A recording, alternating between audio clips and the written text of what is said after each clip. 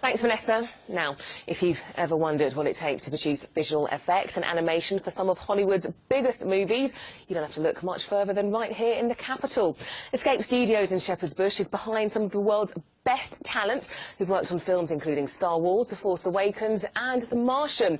In fact, their graduates are up for 5 of the 6 films nominated in the visual effects categories at this year's BAFTAs and Oscars. And Alex William and Guy Penwell from Escape Studios join me now. Thank you so much for joining us this lunchtime. Alex, I had no idea that Brits, Londoners even, are behind some of the visual effects and the animation of some of Hollywood's biggest films. Yeah, we're very lucky. We have a thriving industry here in London.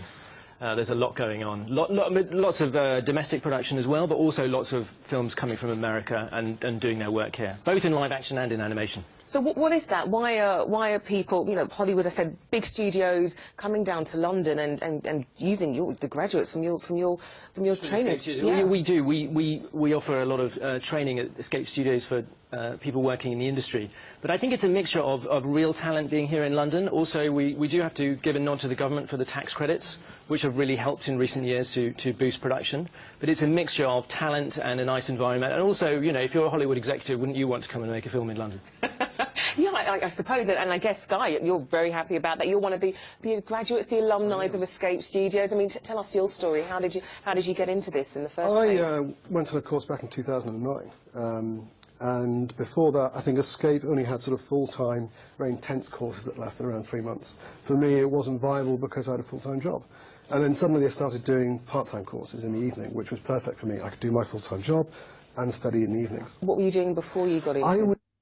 I was providing technical support in academia. I had a bit of a computing science background, but I knew I sort of had a creative flair, and I knew I wanted to get into visual effects. And why did you choose Escape Studios? Why did you think that this is actually somewhere where you could actually, not just at the studios, but obviously in London, this is somewhere where you could actually nurture and actually have a really good career in something like this? Getting into the industry is difficult. You need to know something about it, obviously, to get into it. And there weren't that many sort of university courses around, and Escape Studios was a great example of a way of getting into the industry to learn about what you need to know in the pipeline, what can be expected of you when you actually start working.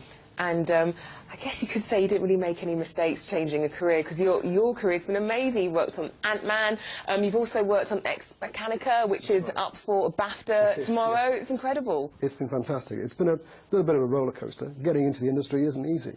But you sort of muscle your way in and speak to the right people. Sometimes it's a little bit of luck, being there at the right time, speaking to the right people. And I guess you could say Alex is one of those right people. I mean, you're an animator, and your history in itself is phenomenal work. So I can just name but a few, but Who Framed Roger Rabbit, The Lion King, and they were all groundbreaking films in animation. Obviously, with Roger Rabbit being animation with live action, a big live action film, working with Robert Zemeckis, and with The Lion King.